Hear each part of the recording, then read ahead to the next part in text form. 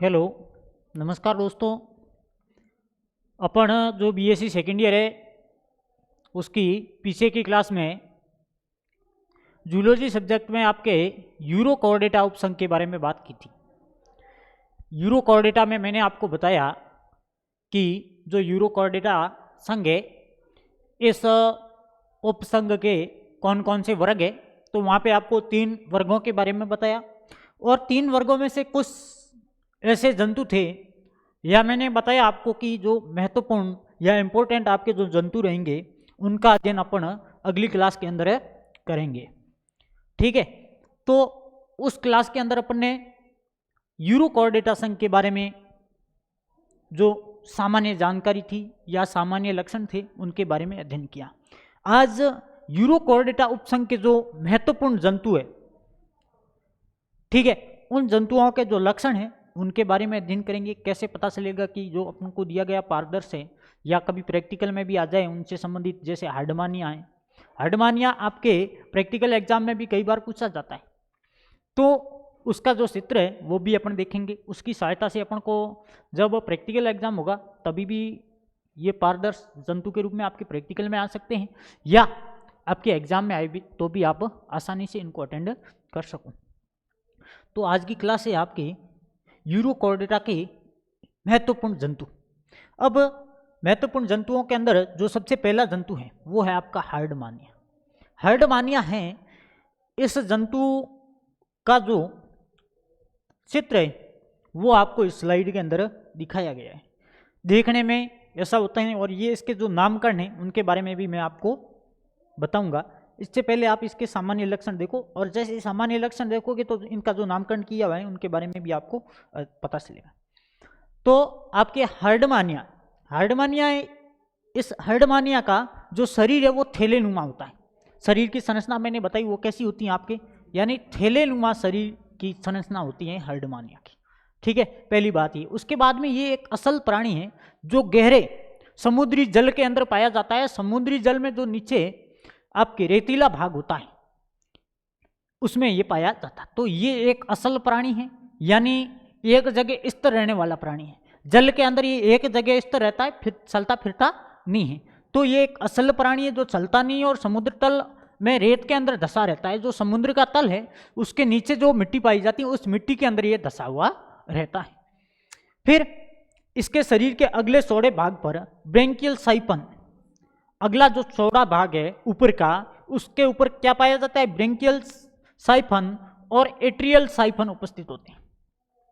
अब इसका जो शरीर का आगे का चौड़ा भाग है उस पर ब्रेंकियल साइफन और एट्रियल साइफन उपस्थित होते हैं। इनका क्या काम होता है?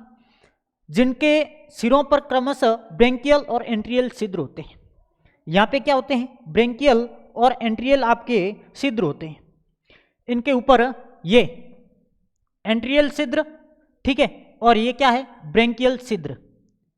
ये जो पूरा भाग है ये आपका एंट्रियल कहलाता है साइफन और ये ब्रेंकियल साइफन कहलाता है और इनके ऊपर ये छिद्र पाए जाते हैं। इन छिद्रों का क्या कार्य है? इनमें से पानी निकलता है, इनमें से पानी फंवारे के रूप में निकलता है, आगे बात आएगी।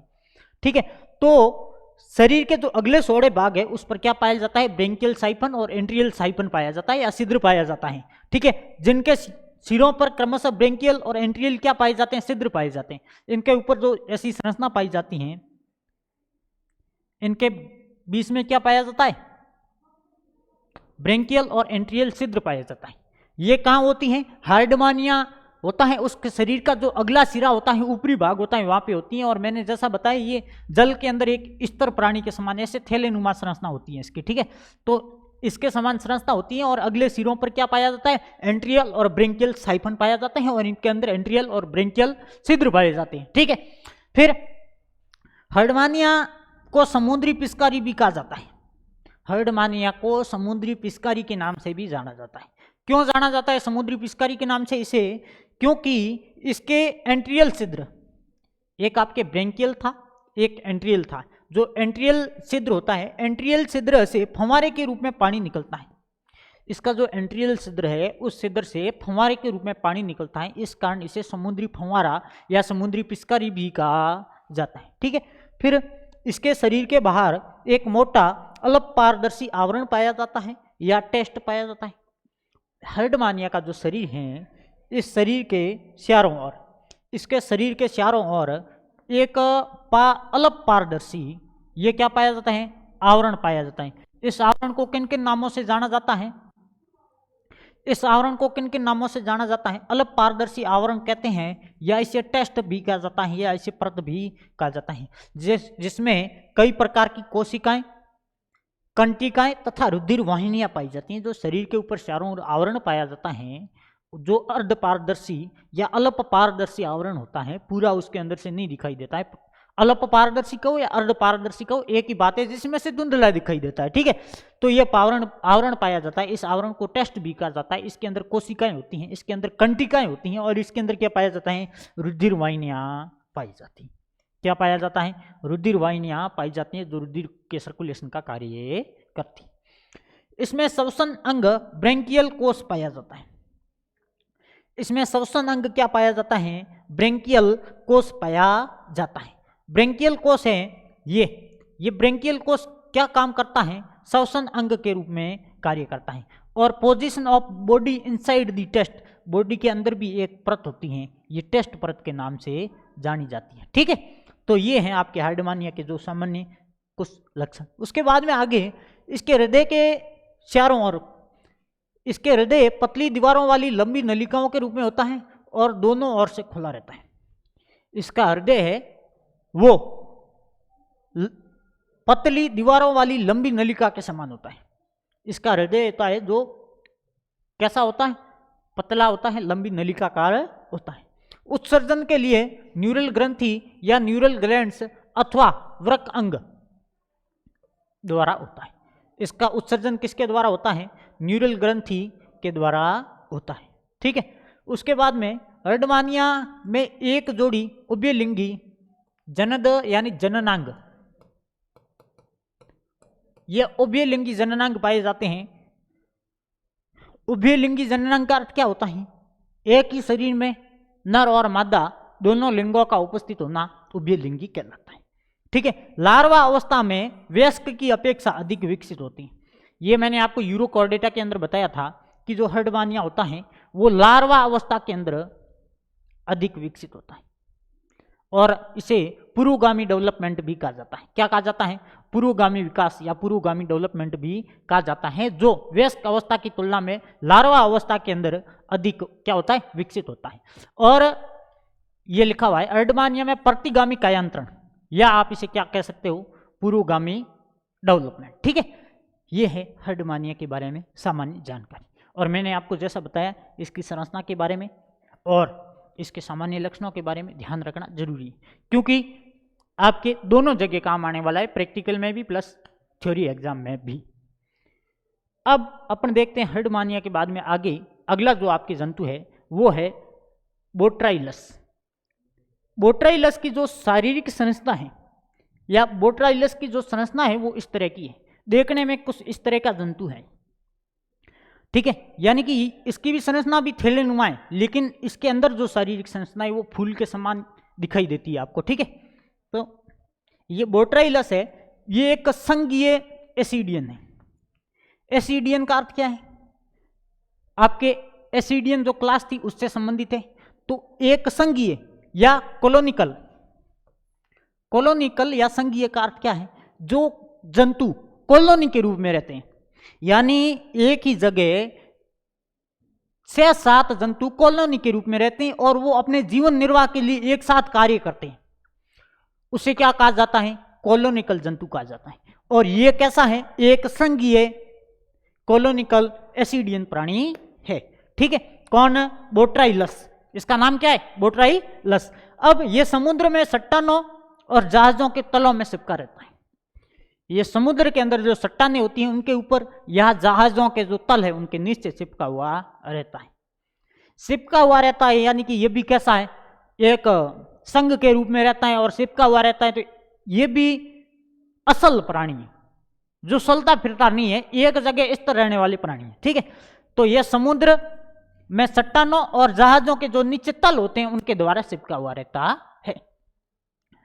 प्रत्येक संघ में लगभग 6 से 7 जंतु होते हैं। प्रत्येक संघ के अंदर कम से कम 6 से 7 जंतु होते हैं। अब यहाँ पे आप ये चित्र देखोगे, ये देखो, ये इनकी कॉलोनी है, ये इनकी क्या है, कॉलोनी। ये छोटे छोटे जो आपको दिखाई दे रहे हैं बिंदु, ये जंतु है, क्या है, जंतु है, और इन जंतुओं की क्या है, कॉलोनी है। अब इसमें आप देखो, ये क्या है, एक जंतु है, एक जंतु की कॉलोनी है, और कॉलोनी के अंदर ये चिपके हुए रहते हैं, और इनके अंदर कुछ कॉमन अंग भी पाए जाते हैं, उनकी आगे अपन बात करेंगे। प्रत्येक जंतुओं, ठीक है, 6 से 7 जंतु होते हैं, और प्रत्येक जंतु में ब्रेंकियल छिद्र पृथक रूप से बाहर खुलता है। प्रत्येक जंतु के अंदर जो ब्रेंकियल छिद्र है वो बाहर स्वतंत्र रूप से खुलता है, जबकि एक समूह के सभी जंतुओं के एंट्रियल छिद्र ही क्लोएकल गुहा के रूप में खुलते हैं। अब एक है आपके ब्रेंकियल छिद्र और एक है एंट्रियल छिद्र। ब्रेंकियल छिद्र तो प्रत्येक जंतु का अलग अलग होता है, ब्रेंकियल छिद्र क्या होता है, प्रत्येक जंतु का अलग अलग होता है, जबकि जो एंट्रियल छिद्र है, एंट्रियल छिद्र क्लोइकल गुहा, यानी कि जो कॉलोनी की एक गुहा है उसके रूप में एक साथ एक छिद्र के द्वारा बाहर खुलती है। ये आपके जो एक दिखाया गया है ब्रेंकियल, ब्रेंकियल छिद्र तो सबके अंदर क्या खुल रहा है, अपना अपना स्वतंत्र रूप से खुल रहा है। इस जंतु का ये ना 2 3 4 5 6। अब इसके अंदर 6 जंतुओं के जो ब्रेंकियल छिद्र हैं, ब्रेंकियल छिद्र है वो तो स्वतंत्र रूप से खुल रहे हैं, लेकिन जो आपके एंट्रियल छिद्र है वो एक ही जगह खुलेगा।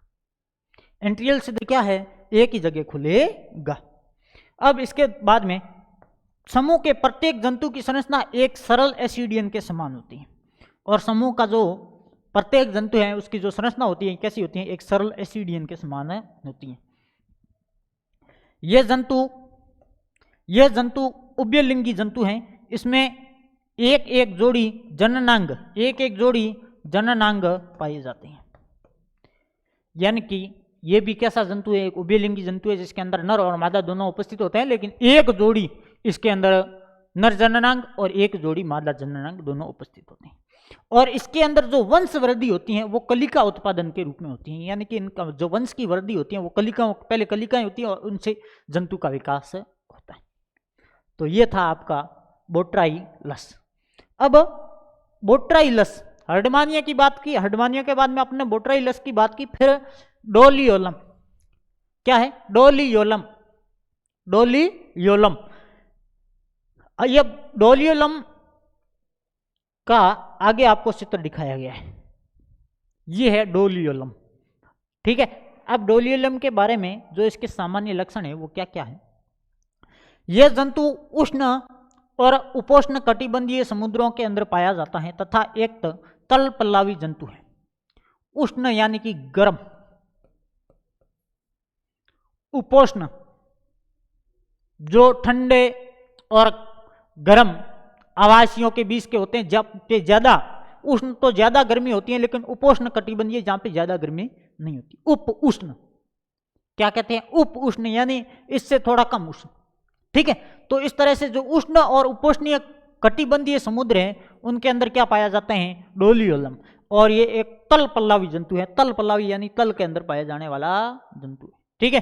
फिर इसमें एक सर गोनोजोइड प्रावस्था तथा संघीय अलैंगिक उजोइड प्रावस्था में एकांतरण पाया जाता है। इसके अंदर जो गोनोजोइड प्रावस्था यानी ये आपके लार्वा की अवस्थाएं होती हैं, तथा अलैंगिक जो उजोइड प्रावस्था होती है उसमें क्या पाया जाता है, एकांतरण पाया जाता है, ठीक है। इस जंतु में बहुरूपता तथा जनन एकांतरण पाया जाता है। बहुरूपता का अर्थ क्या है, बहुरूप का अर्थ है इस जंतु के अलग अलग रूप देखने को मिलते हैं। इस जंतु के क्या देखने को मिलते हैं, अलग अलग रूप देखने को मिलते हैं, यानी कि इसके अंदर भिन्नता होती है। डोलियोलम के जो जंतु होते हैं वो अलग अलग संरचनाओं के होते हैं, इसकी कोई फिक्स संरचना नहीं है। बहुरूपता अपन कहते हैं ना, बहुरूपिया किसे कहा जाता है, जो अपना रूप किसी के अनुसार धारण कर ले। जैसे कभी रावण बन के आया तो कभी राम बन के आ जाएगा, यानी किसी का रूप धारण करना। तो डोलियोलम में भी क्या होता है, रूप चेंज होते रहते हैं। इनके प्राणियों के क्या होते रहते हैं, रूप चेंज होते रहते हैं, इन्हें क्या कहा जाता है, बहुरूपता कहा जाता है। प्रत्येक गोनोजोइड पतले पारदर्शी खोल से ढका होता है। इसका जो गोनोजोइड होता है वो पतला और पारदर्शी आवरण के द्वारा ढका रहता है और पीपे के आकार का होता है। कैसा होता है? पीपे के आकार का, यानी ऐसा। इसका जो गोनोजोइड होता है वो पारदर्शी आवरण के द्वारा या खोल के द्वारा ढका रहता है और पीपे के आकार का होता है।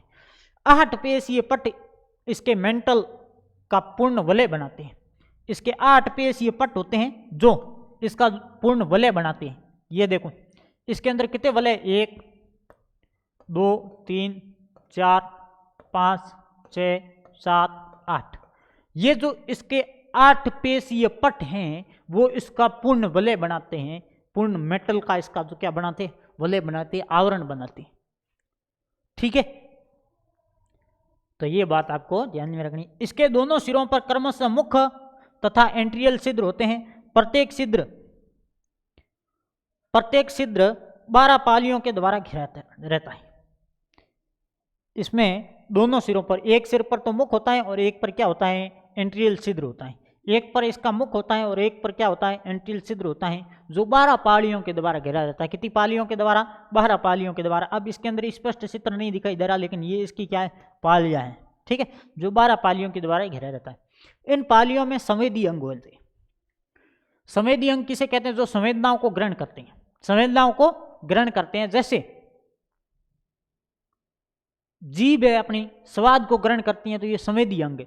आंखें अपने देखने का कार्य करती हैं, प्रकाश के प्रति अनुकूल होती हैं, प्रकाश को देखने का कार्य करती है, तो ये भी संवेदी अंग है। जिससे अपन को सूचनाएं मिलती हैं, जिससे क्या मिलती हैं? सूचनाएं मिलती हैं, उन्हें संवेदी अंग कहा जाता है। तो इनके अंदर जो ये पालियां होती हैं ये संवेदी अंगों का कार्य करती हैं।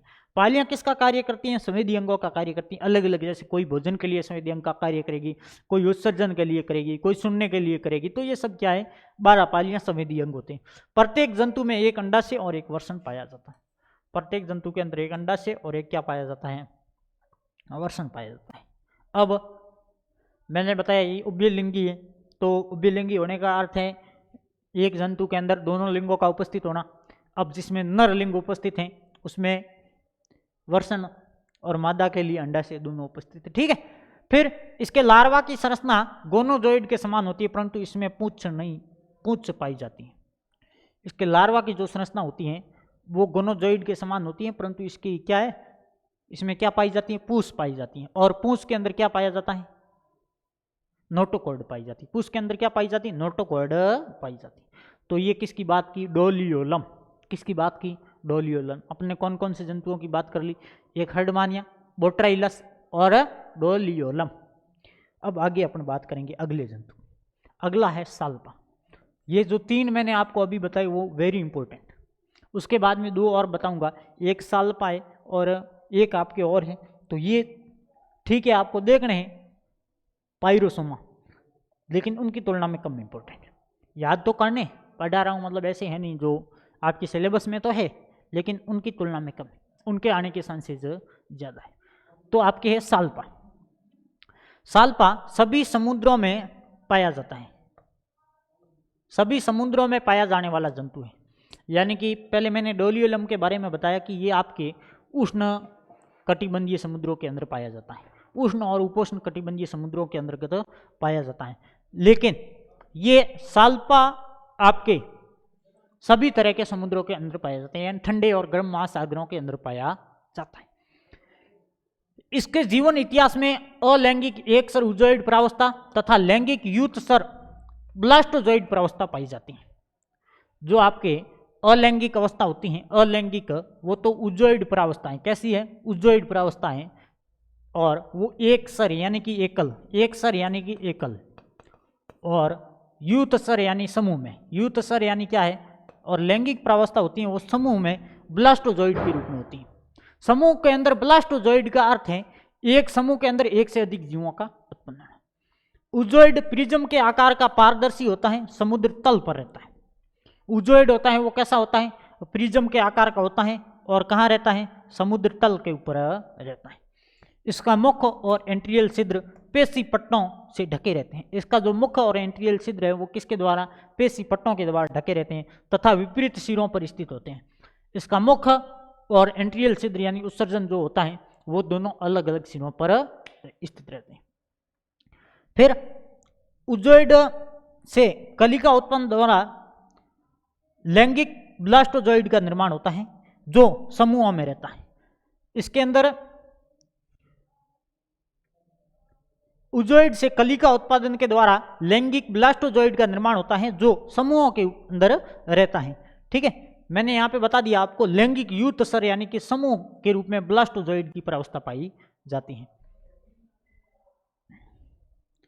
फिर है प्रत्येक ब्लास्टोजोइड में सिर्फ एक अंडे का निर्माण होता है। प्रत्येक ब्लास्टोजोइड में कितने अंडों का निर्माण होता है? सिर्फ एक अंडे का निर्माण होता है। तो ये बात आपके ध्यान रखने वाली। उसके बाद में अपन बढ़ते हैं आगे। लार्वा अवस्था अनुपस्थित होती है और इसके अंदर कौन सी अवस्था अनुपस्थित होती है? लार्वा अवस्था। साल्पा के अंदर क्या होती है? लार्वा अवस्था अनुपस्थित। लार्वा अवस्था होती है वो अनुपस्थित होती है। फिर आगे आते हैं पाइरोसोमा के बारे में। उपसंघ यूरोकॉर्डिटा के अंतिम महत्वपूर्ण आपके जो जंतु मैं बताने जा रहा हूं, पाइरोसोमा। पाइरोसोमा एक संघीय स्वतंत्र जीवी तथा तल पल्लवी जंतु है जो भारतीय तथा एटलांटिक समुद्रों के अंदर पाया जाता है। बड़ा इंपॉर्टेंट है, अपने भारत में भी पाया जाता है, भारत के समुद्रों में भी, और एटलांटिक समुद्रों के अंदर पाया जाता है। ठीक है, फिर इसका संघ नलाकार या सिलेंड्रिकल यानी सिलेंडर के आकार का, गोलाकार, नलाकार, ऐसा। ठीक है, ये कैसी आकृति है? सिलेंडर आकार। इसके मध्य के अंदर मध्य गुहा सिर्फ एक छिद्र द्वारा बाहर खुलती है। इसकी जो मध्य की गुहा है वो सिर्फ एक छिद्र के द्वारा बाहर खुलती है तथा सभी जंतुओं के लिए क्लोएका का कार्य करती है। एक संघ में अनेक जंतु होते हैं जो ब्लास्टोजोइड कहलाते हैं।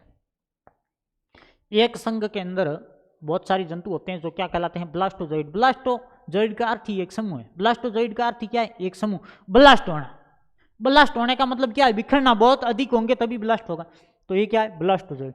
प्रत्येक जंतु का ब्रेंकियल छिद्र संघ की सतह पर खुलता है और प्रत्येक जंतु का जो ब्रेंकियल छिद्र है वो शरीर की सतह पर खुलता है। संघ की सतह नहीं, शरीर की सतह। प्रत्येक जंतु का ब्रेंकियल छिद्र शरीर की सतह पर खुलता है। प्रत्येक जंतु में नर व मादा अंग पाए जाते हैं। यानी ये भी कैसा हो गया? आपके उभयलिंगी। कैसा हो गया? उभयलिंगी जंतु। पाइरोसोमा भी कैसा है? उभयलिंगी। भ्रूण का परिवर्तन जंतु के शरीर के भीतर होता है। जो भ्रूण का परिवर्तन होता है वो जंतु के शरीर के कहाँ होता है? भीतर होता है। लार्वा अवस्था पूर्णतः अनुपस्थित, यानी कि इसके अंदर भी लार्वा अवस्था होती है वो पूरी तरह से क्या होती है? अनुपस्थित होती है। अब आज की क्लास में अपन ने आपके 5 जंतुओं के बारे में अध्ययन किया। कितने के बारे में? 5 जंतुओं के बारे में जो यूरोकॉर्डिटा उपसंघ के महत्वपूर्ण जंतु है। सबसे पहला था आपका हर्डमानिया। क्या था? हर्डमानिया। ठीक है, उसके बाद में था बोट्राइलस। क्या था?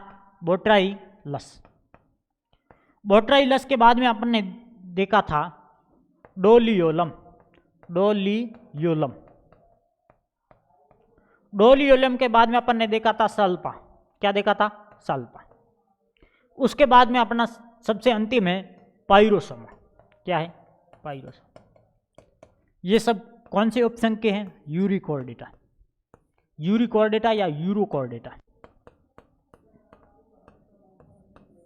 बात समझ में आई? यानी कि आज अपन ने 5 महत्वपूर्ण जंतुओं के बारे में बात किया। वो 5 महत्वपूर्ण जंतु आपके यूरोकॉर्डिटा उपसंघ के थे। कौन से संघ के थे?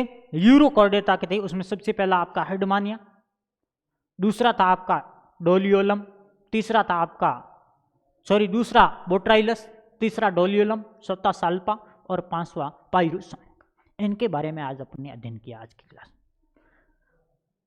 तो 3 जो पहले के जंतु है इनके मैंने आपको साथ में चित्र भी दिखाए क्योंकि ये बड़े इंपॉर्टेंट है, इनकी तुलना में ज़्यादा इंपॉर्टेंट है तब। ठीक है, अब सल्पा और पाइरोसोमा के थोड़े चित्र मैं यूं कहूँ इतने इंपॉर्टेंट भी नहीं है इसलिए मैंने नहीं दिखाई, लेकिन आपको अपने पास जो जूलॉजी की किताब है उसमें से देखना है। मैं आपके बिल्कुल बिंदुवार आपको अध्ययन करवा रहा हूँ। आपके जो जूलॉजी की बुक है उसी बुक के अनुरूप और जेएनयू के सिलेबस के अनुरूप आपको कार्य करवा रहा हूँ। ठीक है, आगे की क्लास में अपन अगले उपसंघ के साथ में हाजिर होंगे। ठीक है, तब तक के लिए पढ़ते रहिए, हंसते रहिए। धन्यवाद।